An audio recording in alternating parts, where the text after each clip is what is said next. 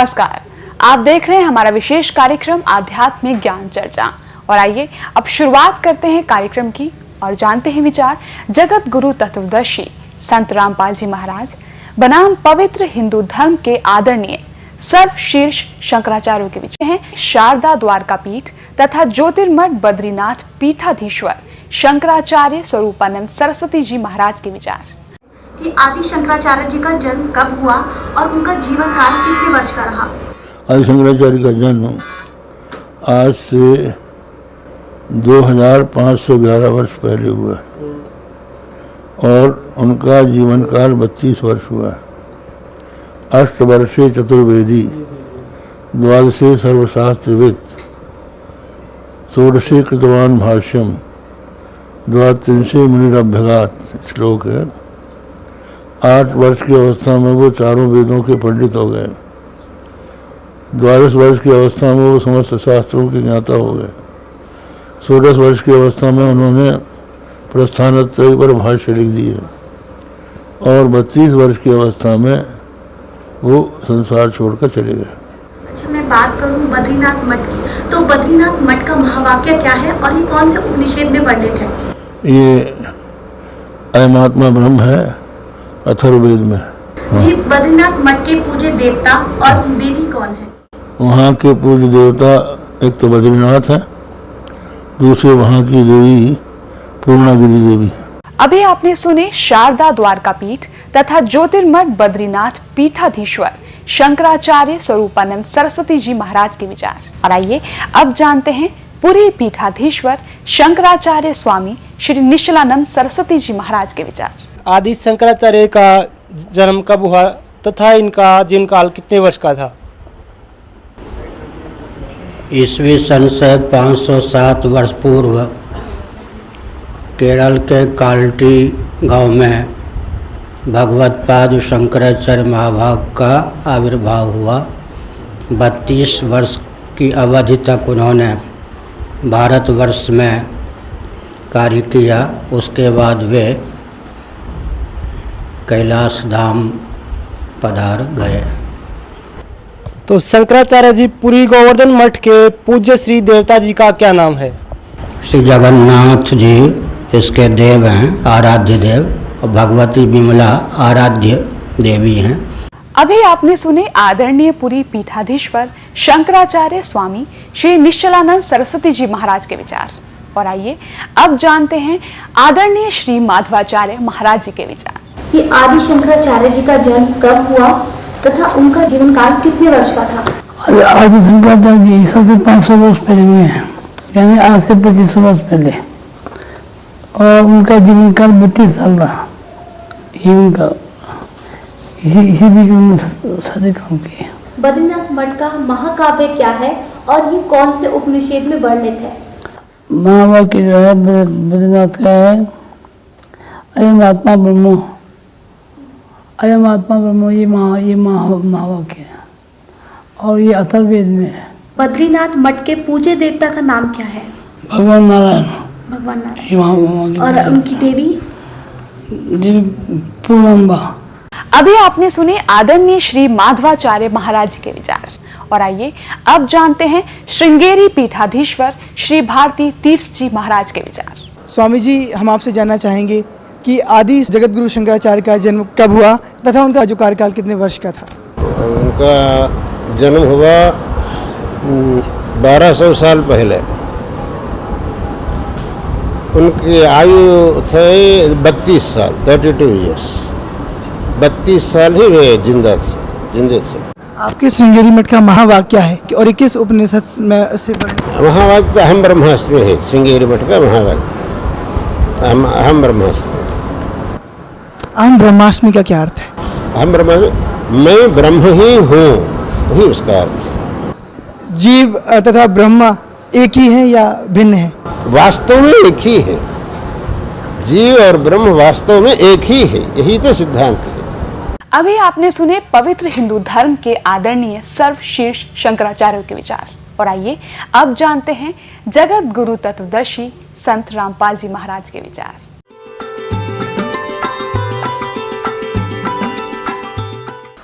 सतगुरुदेव की जय। बंदी छोड़ कबीर परमेश्वर जी की जय। बंदी छोड़ गरीबदास जी महाराज जी की जय। स्वामी राम देवानंद जी गुरु महाराज जी की जय हो। गरीब नमो नमो सतपुरुष को नमस्कार। गुरु की नहीं सुर नर मुनि जन साधुओं संतों सर्वसदी नहीं। सतगुरु साहेब संत सब दंडोतम प्रणाम। आगे पीछे मध्य हुए तिनको जा कुर्बान। पुण्यात्मा, आप जी सुनते आए हो विशेषकर 2-3 वर्षों से कि सन 2012 में प्रलय होएगी। अब वो प्रलय का अर्थ कैसे लगाकर पेश करते हैं कि पृथ्वी पर सर्वनाश हो जाएगा। ये वो प्रलय नहीं होगी, ये अधर्म की प्रलय होगी। अधर्म का सर्वनाश होगा, अज्ञान की प्रलय होगी और ज्ञान का विकास होगा। ये वो प्रलय अब सन 2012 में होगी। ये आध्यात्मिक संपूर्ण ज्ञान सुन रहे हैं। इसके अंदर आप जी को अपने सद्ग्रंथों में छुपे हुए गूढ़ रहस्यों का ज्ञान होगा। पुण्यात्माओं, जो शंकराचार्य जी हुए हैं प्रथम, उनका एक बहुत बड़ा योगदान है, एक बड़ा उपकार है। उन्होंने बुद्ध धर्म के प्रचार को रोक दिया। चीन में हुआ था बुद्ध धर्म का प्रचार, पूरा चीन नास्तिक हो गया। बुद्ध धर्म को रोकना एक बहुत बड़ा उपकार हमारे ऊपर रहा, लेकिन बात वहीं की वहीं रही। आसमान से गिरे खजूर में अटक गए। अब इन शंकराचार्य जी ने हमें क्या ज्ञान दिया, एक झलक दिखाते हैं। ये है सांकर पंचम। ये सांकर पंचम नामक एक पुस्तक है और इसके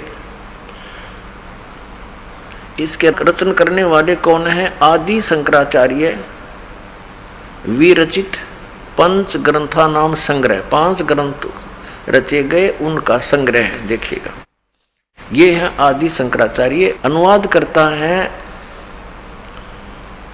व्याख्याकार हैं जगत गुरु शंकराचार्य स्वामी स्वरूपानंद सरस्वती जी महाराज। ये है शंकराचार्य विरचित है पंच ग्रंथानाम संग्रह, 5 ग्रंथों का संग्रह है।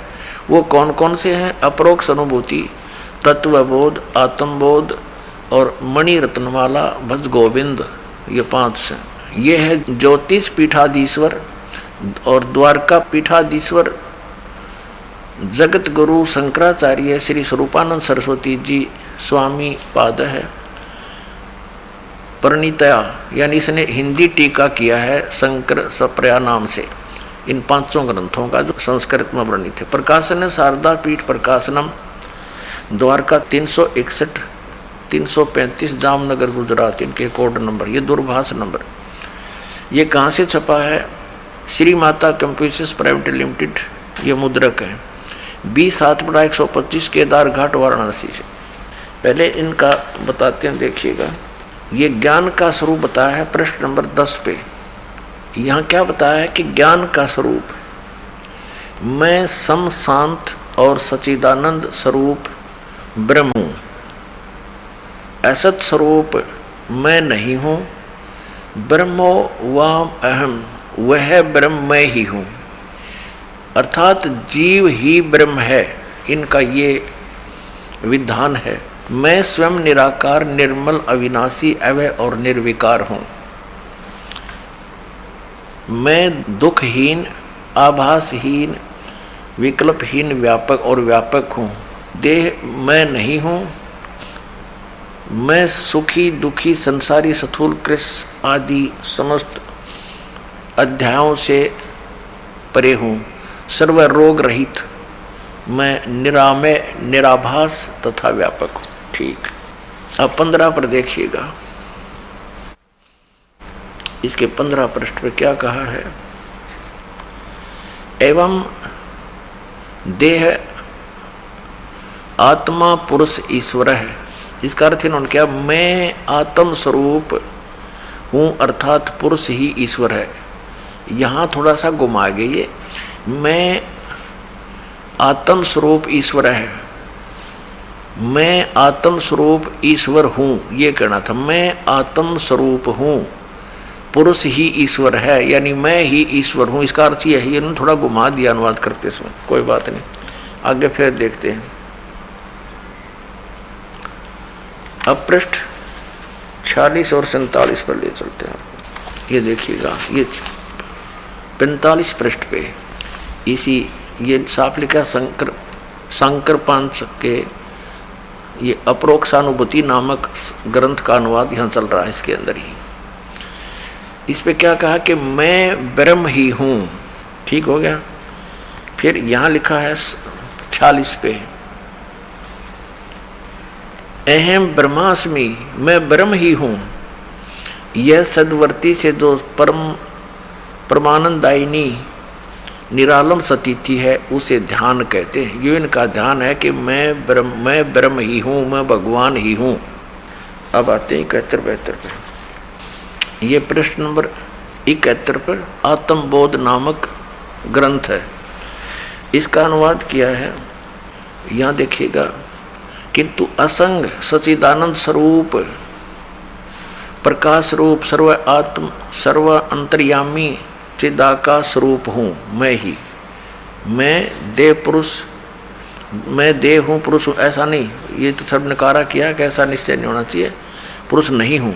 किंतु ये है, आगे फिर लिखा है कि मैं स्वयं ब्रह्म ही हूँ, मैं स्वयं भगवान ही हूँ, जीव के विषय में ये ज्ञान है इनका।